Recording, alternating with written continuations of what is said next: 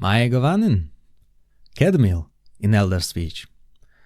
I'm the Tolkien Shed, but may the name not trick you. On this channel I plan to talk about more than only Tolkien. So, today we'll have a quick review of Witcher Blood Origin, a 4-episode prequel miniseries on Netflix. Being a Witcher fan and having seen the main show on Netflix, I didn't expect much, and I was right. In few words, the story is too short, not too sharp, and definitely shit. I would warn you against spoilers, but the show spoils itself in the first minutes, so the warning isn't necessary. 7 estranged warriors fight an unstoppable empire. The conjunction of the spheres, the very first version of a Witcher. The series begins when we see Jaskier during a battle between Scoia'tael and humans. Suddenly, the battle freezes, and Jaskier meets a strange shape-shifting creature that asks him to write down and share a story that will strengthen the spirit of Scoia'tael, the elves and other races that fight against humans for freedom. So begins our story. 1200 years before the events that we know from The Witcher, there were 3 kingdoms of elves on the continent. There were no humans around. It was a golden era for the elves, as we are told by the narrator. So it was full of exploitation, famine, poverty, and there was a 1,000 years old war going on. Not exactly what I would call a golden era, but, well. Anyway, the 3 monarchs of those kingdoms finally gathered to sign a peace treaty. However, there is a coup. Some generals and mages leave during the signing of the treaty, and from the sky there comes a creature that was summoned by them, by one of them, from another world.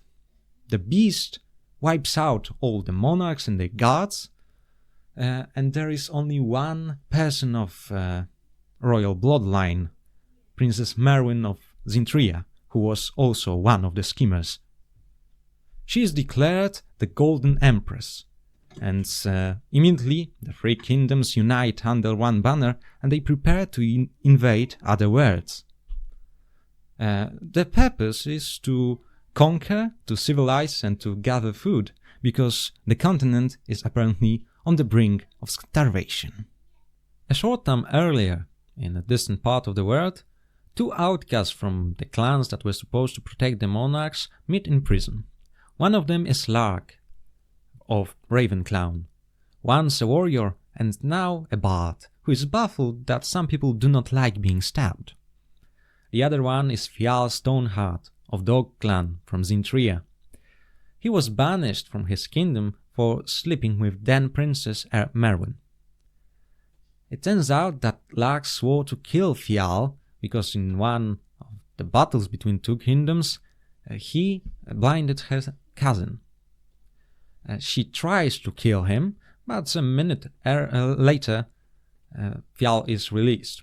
Turns out that his clan wants him back for the signing of the treaty, but he does not want to go back. In the meantime, Lark frees herself and meets her sister, who came for the same reason. She wants Lark to go back to her clan and protect her monarch. We have no time to wonder how were 2 outcasts, I remind you, found so easily and at the same time, because there is an assassination attempt. Lark's sister is killed and Lark must fight the assaulters. Suddenly Fial comes to help, even though he was attacked by Lark earlier. And, well, they together defeat the attackers and discover that they were from all 3 kingdoms. They conclude that the military does not want the peace treaty to be signed. Soon they discover that the 3 kingdoms are no more and there is one golden empire. Together they gather forces to defeat the new empress, slay her beast, and avenge the people that they lost.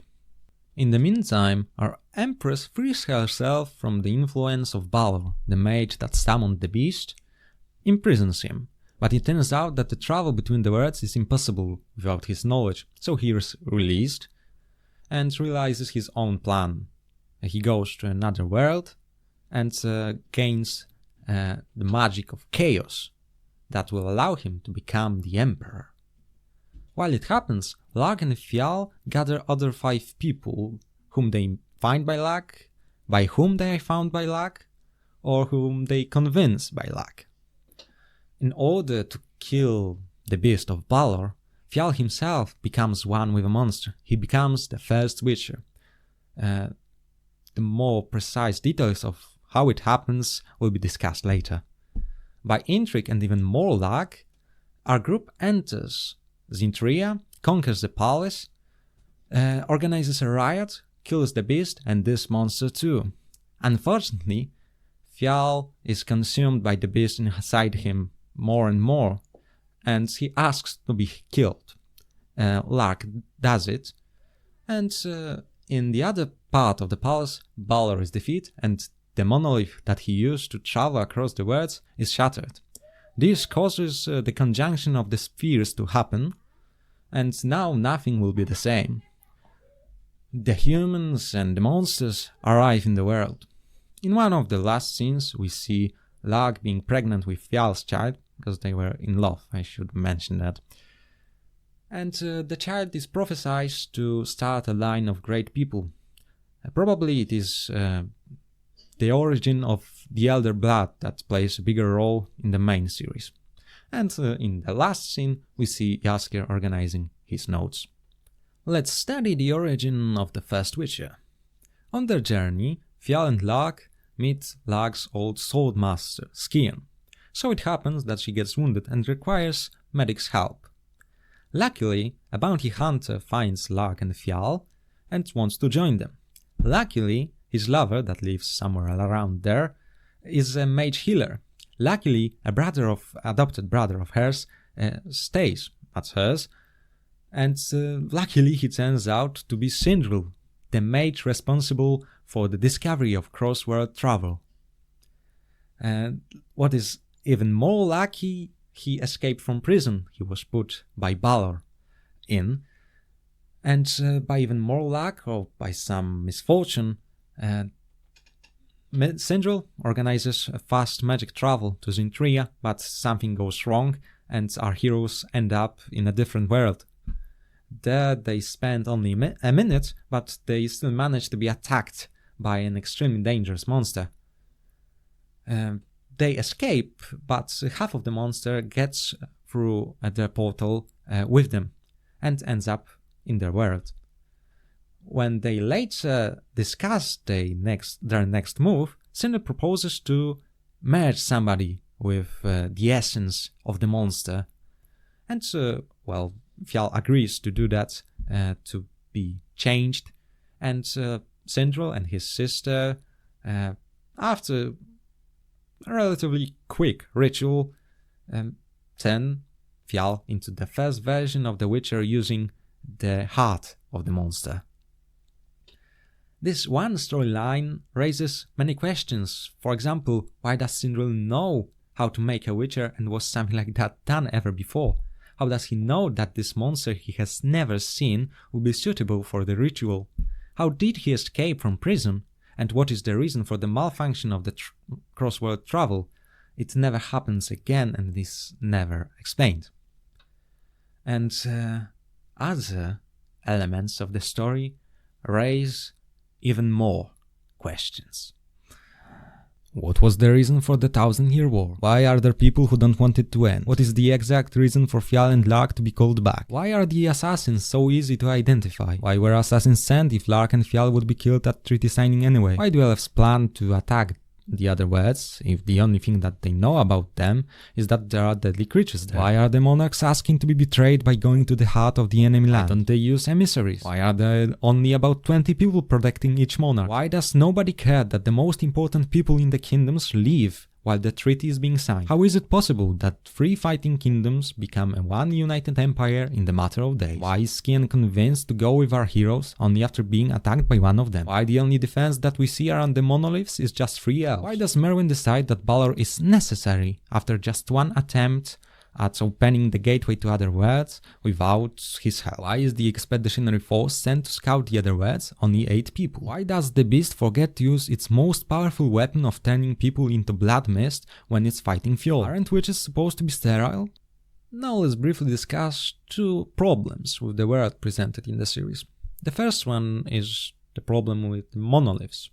On one hand, they are said to be dwarven artifacts that grant bountiful harvest. On the other hand, they allow for travel between worlds, time and space. How is it possible? Why this agricultural artifact has so much power? We have no answer to that question. And the second problem is the problem with the entire race of elves. In the Witcher world, we sympathize with the elves because they are oppressed, their land was taken, and they fight for freedom. But here we learn that they did the same to the dwarves that the humans did to them.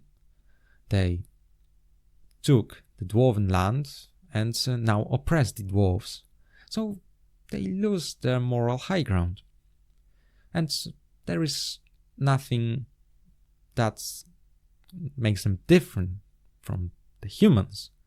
They behave the same, they speak the same, they look the same. It is a similar problem to the one that the Rings of Power had. I didn't exactly touch upon this matter in my review, but I know somebody that did. If you want to learn something more about costume design and representation of the elves in the Rings of Power, I greatly recommend Lana Maria's series. Links will be in the description, and her expertise and analysis may also give you some information about the problems that this show has. Now let's discuss the characters, all 5 of them that can be described in more than one sentence.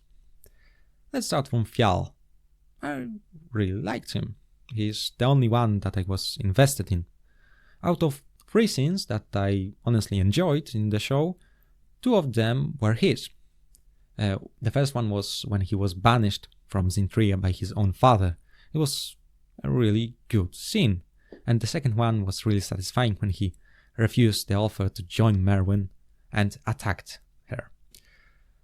Now let's discuss the second main protagonist, Lark. She is a thief. She laughs at misery of others. She is also a murderer who set children on fire in the service of her king, and she admits that everything Merwin did was right. So I didn't really like her. And now Empress herself, Merwin, an epitome of morality of the show. She is a treacherous schemer who allowed her brother to be murdered, but the show clearly wants us to root for her. That's why we see her entire storyline and her getting free from the influence of Balor. But the only justification for all her horrendous crimes, for her killing her brother, is that she didn't want to get married in order to end the war. She doesn't care for Fjall after he's banished. She thinks of herself as being better than anybody else. Finally, she justifies going to other worlds by the desire to civilize those worlds. The killing and theft are probably just side effects. I can express how satisfying it was to see Fjall refuse her offer and to attack the tyrant. And then there is Meldov, a dwarf that is a companion of Fjall and Lark. Another example of twisted morality of that show. The show that wants us to believe that she is good character, but actions speak more than words and visual tone. When we first see her, she seeks her revenge and enters a house where she expects to find an object of her revenge. She kills several people and leaves after finding out that the person that she looked for wasn't even there. So, as you can gather, I didn't really like her. And finally, there is Sadok, Balor, our Harfoot Pathfinder, resurrected to be an evil wizard. He has low self-esteem, he wants to prove himself to be great, he is treacherous, doesn't care for anybody, is ready to sacrifice anybody. He is a classic, rather boring villain that is bad, evil, because he's evil. A short summary of the dialogue in the show. It sounds like it was written by a rebel teenager who believes that swear words mean that you sound like an adult, or that they are hilarious in every joke that you put them in. A short summary of the battle scenes. Let's just torture ourselves with one of them. A bank robbery scene when our heroes want to steal money to pay the mercenaries. Out of nowhere there appear enemy soldiers. They obviously come one by one to be defeated by our heroes, and when most of them are killed, the rest gets back and sets the bank on fire, like they weren't, like it was impossible to do it in the first place. And to finish it off, here we have one of the swords in the show and one plastic armor, and let's be done with that. And finally, let's discuss books and lore. There is not much to be said because the show is set 1200 years before the events that we know, so there is not much in common that they have that it has with the books. But well, one important matter is the conjunction of the spheres that deserves better, more screen time than just 1 minute that we got. Honestly, it could be an entire show about the conjunction of the spheres, its effects on the world, but we got, well, as I said, 1 minute, one pretty visual, and one more scene, and that's it. And there are also characters that we recognize from the books and games.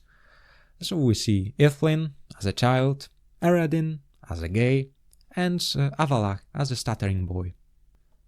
So that would be it for this review. I obviously do not recommend this show, and probably will never make a video about it.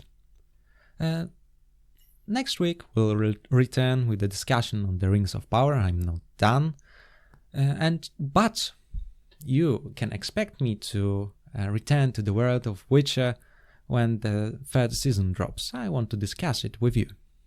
And now I want to thank everyone that listened, everyone that subscribed, everyone that liked and commented, and I hope to see you again very soon. Fare you well. Novayer. Why the only defense that we surrender Molon?